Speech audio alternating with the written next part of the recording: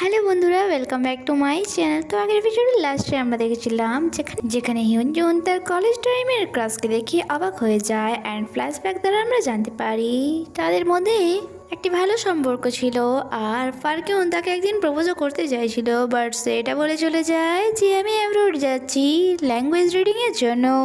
এরপর কাজের মাঝেই হিউনজুন লুকিয়ে লুকিয়ে পারকিউনকে দেখছিল আর পারকিউনও তাকে নোটিস করে। নেক্সট সিনে আমরা হংকে দেখি যে বাসায় মিস্টার ওয়ের সাথে ছিল অ্যান্ড এখানে বয়লার ঠিক করার সময় এখনই ঝলকানি বের হয়, তার মানে সেটা ঠিক হওয়ার কোনো আশা রইল না। আর সে যখন মিস্টার ওয়েকে দেখে সেখানে তো মিস্টার ওয়ে ছিলই না। বাসায় ফিরে হিউনজুন বয়লার চেক করলে তার এই অবস্থা দেখে সে হংকেই জিজ্ঞাসা করছিল, তুমি কি এটার সাথে কিছু করেছিলে? হং বলে, আমি কেন কিছু করতে যাব? হিউনজুন বলে, তাহলে আমাদেরকে বাড়িওয়ালাকে কল করতে হবে। অ্যান্ড সে মেসেজ করছিল।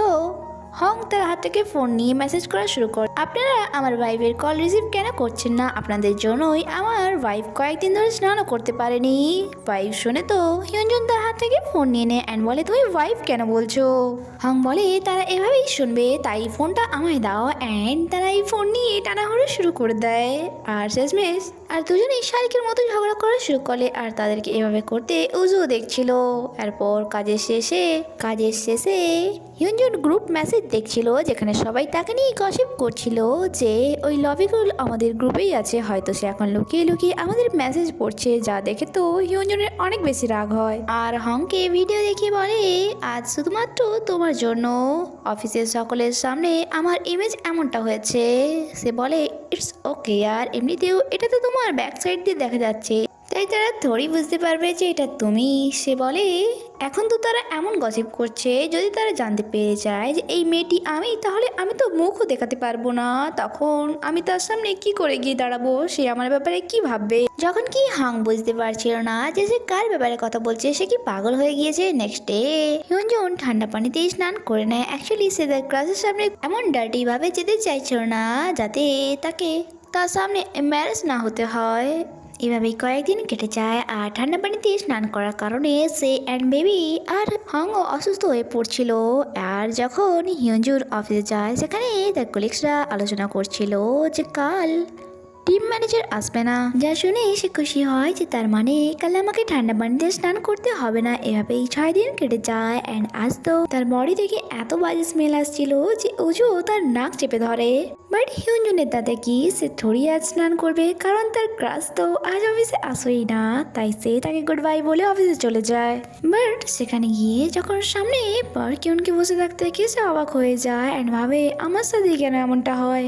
আর এদিকে বাসায় হং যে তার জামা পরে ধরছিল অ্যান্ড তারও নিজেকে যেমন অনেক বেশি নোংরা মনে হচ্ছিল অ্যান্ড সেভাবে এভাবে আর কতদিন চলবে। বেবিও অসুস্থ হয়ে পড়ছে আর সেও। অ্যান্ড সে জামা কাপড়ের মধ্যে প্লুটো ফিল্ম ইন্ডাস্ট্রির ওই কার্ডটি পায় যা ম্যানেজার তাকে দিয়েছিল।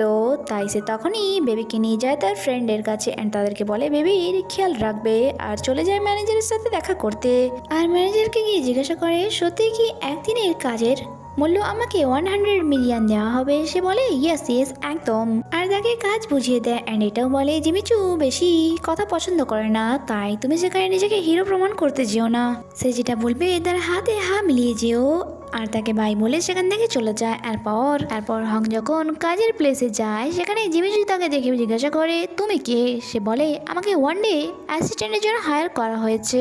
জিমিচু বলে, আমার কোনো অ্যাসিস্ট্যান্ট লাগবে না, তাই তুমি যেতে পারো। বাট তখনই এক মডেলের সাথে জিমিচুর কোনো কথা নিয়ে ঝগড়া শুরু হয়, তাই সে হংয়ের কথা ভুলেই যায়। এরপর যখন ফটোশ্যুট করা হচ্ছিল সেখানে সে দেখে লাইটস অ্যান্ড যাবতীয় জিনিস আগের থেকেই সেট করা হয়ে আছে। সে হংকে জিজ্ঞাসা করে, এটা কি তুমি করেছো? সে বলে, ইয়েস ম্যাম, আমি ভালো করে জানি আপনি কাজের মাঝে ভুল হোক এটা পছন্দ করেন না। যা শুনে জিমিচু একটু ইমপ্রেস হয়, এর সাথে সাথে হং তাকে আরও কিছু টিপস দেয়। আজ ফার্স্ট টাইম জিমিচু কারোর কাজ দেখে এত বেশি ইমপ্রেস হয়েছিল, কারণ তার কারোর কাজ পছন্দ হতো না, সেই জন্য সে এত বছরে কোনো অ্যাসিস্ট্যান্ট রাখেনি।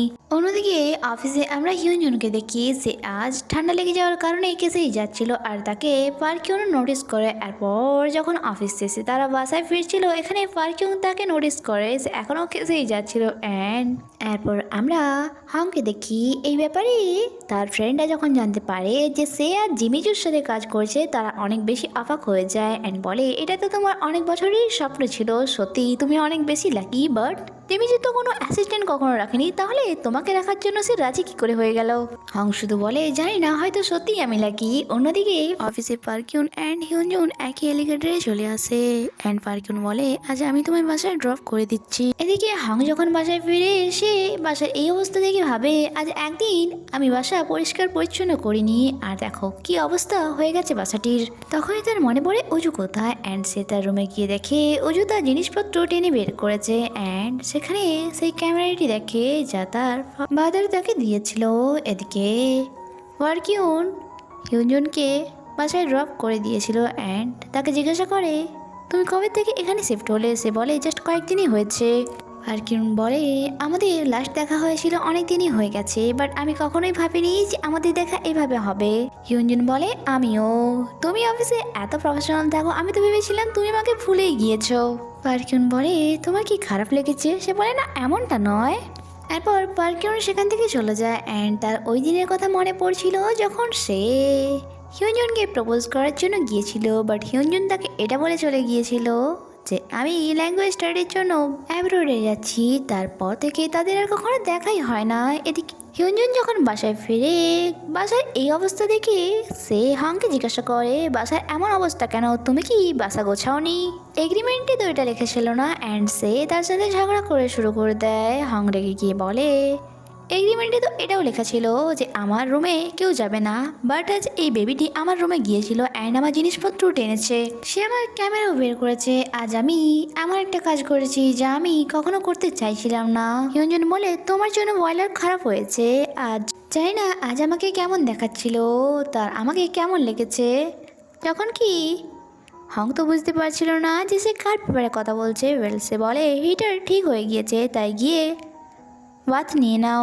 যা শুনে হিউনজুন অবাক হয় বলে সত্যি আমি কোথাও গিয়েছিলাম আর তার কারণেই আজ বাসার কাজ করতে পারিনি। তারপর হিউনজুন বাত নিয়ে বেরিয়ে আসে। হং তাকে বিয়ার অফার করে, বাট সে বলে আমার কাছে অ্যালকোহল আছে, আমি এখনই নিয়ে আসছি। এরপর তারা ড্রিঙ্ক করছিল, এখানে হিউনজুন তাকে জিজ্ঞাসা করে এত টাকা তুমি পেলে কোথায়? হং বলে বাদ দাও, ভুলে যাও এই কথাটা। সে বলে আমি কি তোমাকে ইনস্টলমেন্টের টাকা রিটার্ন করতে পারি? সে বলে বাদ দাও, কারণ আমি এখানে 1 মাস থাকবো আর আমার টাইম বাড়িও না। হিউনজুন বলে হ্যাঁ তুমি ঠিকই বলছো। এরপর তারা অনেক বেশি ড্রিঙ্ক করে নিয়েছিল অ্যান্ড একে অপরের লাইফের স্ট্রাগলের কথা বলছিল যে তারা জীবনে কত কষ্ট নাই করেছে। এভাবেই কথা বলতে বলতে তাদের রাত কেটে যায় অ্যান্ড আমাদেরকে নেক্সট মর্নিংয়ে সিন দেখানো হয় যখন হংয়ের ঘুম ভাঙে। তার মনে হয় কেউ আমার পাশে আছে, বাট সে আবারও ঘুমিয়ে পড়ে। বাট কিছুক্ষণ পর যখন তার সম্পূর্ণভাবে ঘুম ভাঙে সে ফিল করে আমার হাতের উপর কেউ যেন একটা শুয়ে আছে। আর যখন ব্ল্যাঙ্কেট সরায় সেখানে হিউনজুন ছিল, যাকে দেখে এসে চেঁচিয়ে ওঠে অ্যান্ড হিউনজুন বলে তুমি আমার সাথে কি করেছো, সত্যি করে বলো। হংও অবাক ছিল, সে বলে তুমি দেখো এটা আমার রুম, তুমি এখানে কি করছো? আর তাদের মাঝেই উজু হাসছিল আর তাদের মনে পড়ে কাল রাতে কি হয়েছিল। বাইরে এসে দেখে টেবিল বটলে ভরে আছে, মানে কাল রাতে তারা কত বেশি খেয়ে ফেলেছিল। আর আমাদেরকে দেখানো হয় কাল রাতে ড্রিঙ্ক করার পর তারা অদ্ভুত অদ্ভুত বিহেভ করছিল, যার মানেও হয়তো তারা জানে না। অ্যান্ড এখানে হং তাকে সমস্ত অ্যাওয়ার্ড দেখায় যে এতদিন ধরে আমার কাজের জন্য আমি কি কি অ্যাওয়ার্ড পেয়েছি। আর হিউনজুন যার তার সিস্টারের কথা অনেক বেশি মনে পড়ছিল অ্যান্ড সে কান্না করছিল। সারা রাত তাদের এভাবেই পাগলামি করতে কেটে গিয়েছিল। আর লাস্টে হং এর এত গরম লেগেছিল যে সে তার শার্ট খুলে দিয়েছিল অ্যান্ড তারা একই বেডে ঘুমিয়ে পড়েছিল। সিন প্রেজেন্টে শিফট হয় অ্যান্ড তারা টেবিল সার্ভ করছিল আর বলছিল আজ থেকে এই বাসায় কেউ ড্রিঙ্ক করবে না। হং তো এইসব পরিষ্কার করা বাদ দিয়ে নিজের রুমেই চলে যায়, কারণ তার অনেক বেশি লজ্জা লাগছিল, এম্বারাসমেন্টও ফিল করছিল যে সে কোনো মেয়ের সাথে একই বেড শেয়ার করেছে। আর হিউনজুন সে ভাবছিল আজ সারাটা দিন আমি বাসাতে কি করে কাটাবো, কারণ তার আজ অফ ডে ছিল। তার মানে সারাটা দিন সে হংয়ের মুখোমুখি হবে। এরপর সে তার ফ্রেন্ডের সাথে দেখা করতে যায় আর তাকে সব কিছু বলে। তার ফ্রেন্ড চাচিয়ে বলে, কি তুমি তার সাথে নাইট স্পেন্ড করেছো? সে বলে, আরে আসতে বলো, কেউ শুনে নেবে। নাইট স্পেন্ড করিনি, শুধুমাত্র আমরা একই বেডে ছিলাম। তার ফ্রেন্ড বলে, আচ্ছা তুমি কি তার জন্য কিছু ফিল করছো? এদিকে হং যেন ভাবনায় ডুবেছিল। সে ভিডিও গেম তো খেলছিল, বাট তার মনোযোগ অন্য কোথাও ছিল, যা তার ফ্রেন্ডরা নোটিস করে অ্যান্ড জিজ্ঞাসা করে, কি ব্যাপার, তোমার মন আজকাল কোথায় থাকছে? আচ্ছা তোমার যে ওই রিলেটিভ, সে কি অনেক বেশি কিউট? যা শুনে হং বলে, এসব ফালতু কথা বলা বন্ধ করো, সে হাফ দিন বাসাতেই থাকে না। রাতের বেলা তারা দুজনেই একে অপরের সামনে চলে আসে। তারা দুজনেই বুঝতে পারছিল না যে একে অপরকে কিভাবে দেখবে। আর একবার তো হং হিয়নজনের ব্রাও দেখে নিয়েছিল, বাট সে তাকে এটা বুঝতে দেয়নি। নেক্সট সিনে আমরা হিয়নজনকে দেখি সে উইন্ডো ওপেন করতে এসেছিল, তখন সেখানে হাংও চলে আসে অ্যান্ড ফার্স্ট টাইম আজ হিয়নজনকে তার অনেক বেশি কিউট লেগেছিল। তার মানে তার মনেও ভালোবাসার লাড্ডু ফুটতে শুরু করেছে। এরপর হং কিচেনে এসে কিছু ঠিক করছিল আর ওই সময় তার মাসল দেখে তার প্রতি হিয়নজন অ্যাট্রাক্ট হচ্ছিল। নেক্সট ডে হিয়নজন যখন অফিস আসে, কথা বলতে বলতে কলিগসটা তাকে জিজ্ঞাসা করে, সত্যি তুমি কি লভি গার্ল নয়? সে বলে, আরে না ইয়ার, আমি কেন হতে যাব, আমি তো জন্ম থেকেই সিঙ্গেল। আর ওই মেয়েটির তো হাজব্যান্ড অ্যান্ড তার সাথে তো একটা বেবিও ছিল, এটা তো কখনো সম্ভবই নয়। কিছুক্ষণ পর ম্যানেজার পার্কে চলে আসে অ্যান্ড তাদের মিটিং স্টার্ট হয়, যেখানে হিয়নজন কিছু আইডিয়া দেয় যা পার্কিউনে অনেক ভালো লাগে। অ্যান্ড সে বলে, আমরা এই প্ল্যানের উপরেই কাজ করব অ্যান্ড ডিটেলস জানার জন্য সে হিয়নজনকে নিজের কেবিনে ডাকে। অন্যদিকে হং যখন ডাস্ট ফেলতে আসে, সেখানে মিস্টার ওয়েকে দেখতে পায়, যে পালাতে চাইছিল তাকে দেখে। বাট হং বলে, তুমি সেই না যে আমার বয়লার খারাপ করেছো? তখনই মিস্টার ওয়ের মম চলে আসে অ্যান্ড একটি বটল দেখিয়ে বলে, তুমি কি ভেবেছো তুমি প্রত্যেকবার স্মোক করে বটলে স্মোক ঢুকিয়ে ফেলে দেবে আর আমি বুঝতেও পারবো না? হং বলে, হ্যালো আন্টি, আমি আপনার ছেলেকে কাল স্মোক করতে দেখেছিলাম। সে বলে, মিথ্যে কথা বলার জায়গা পাওনি, তোমার কি লজ্জা করছে না এমন মিথ্যা কথা বলতে? সে বলে, তোমার লজ্জা করছে না? তোমার জন্য আমার কত টাকার নোকসান হয়ে গেল। এতক্ষণে সেখানে হিয়নজন চলে আসে আর যাকে দেখি মিস্টার ওয়ে বলে, চলো তোমার বেবি চলে আসছে। যখন কি হং তাকে ইশারাতেই চুপ থাকতে বলছিল। হিয়নজন বলে, বেবি মানে? সে বলে, আমি কিউট বেবির কথা বলছিলাম। আন্টি খুবই ভালো ছিল অ্যান্ড তাদেরকে বলে, তোমরা দুজনে একটি বেবি নিয়ে বাসায় একা থাকো, তাই যদি কোনো প্রবলেম হয় তাহলে আমাদের থেকে হেল্প নিতে পারো। হিয়নজন আন্টিকে থ্যাঙ্কস বলে অ্যান্ড বাসায় চলে যায়। এখানে পার্কিউন তাকে কল করে, সে ইশারাতে হংকে বলে বেবিকে চুপ করাও। বাট এতক্ষণে কিছুটা হলেও আওয়াজ পার্কিউন শুনে নিয়েছিল। এই ব্যাপারে জিজ্ঞাসা করলে হিয়নজন বলে, অ্যাকচুয়ালি টিভি অন আছে। কল কাট হওয়ার পর সে হংয়ের হাত ধরে রিকোয়েস্ট করছিল কি প্লিজ কাল কি তুমি বাসা সামলে নেবে অ্যান্ড বেবিকেও দেখে নেবে, অ্যাকচুয়ালি কাল আমি ওভারটাইম কাজ করব। আর হং যে আগে থেকেই তার প্রতি ক্রাশ খাইয়ে বসেছিল, সে তাকে মানা কী করেই বা করতো। সে বলে ঠিক আছে অ্যান্ড অনেক বেশি লজ্জা পেয়ে গিয়েছিল, তাই ছাড়িয়ে নিজের রুমে চলে যায় কারণ তার অনেক বেশি লজ্জা লাগছিল। আর এখানে এই ভিডিওটি শেষ হয়। বন্ধুরা, আমার এক্সপিরিয়েন্স যদি ভালো লেগে থাকে তাহলে ভিডিওতে লাইক অ্যান্ড চ্যানেলটিকে সাবস্ক্রাইব করে আমাকে সাপোর্ট করবেন। দেখা হচ্ছে পরের এপিসোডে। Bye bye.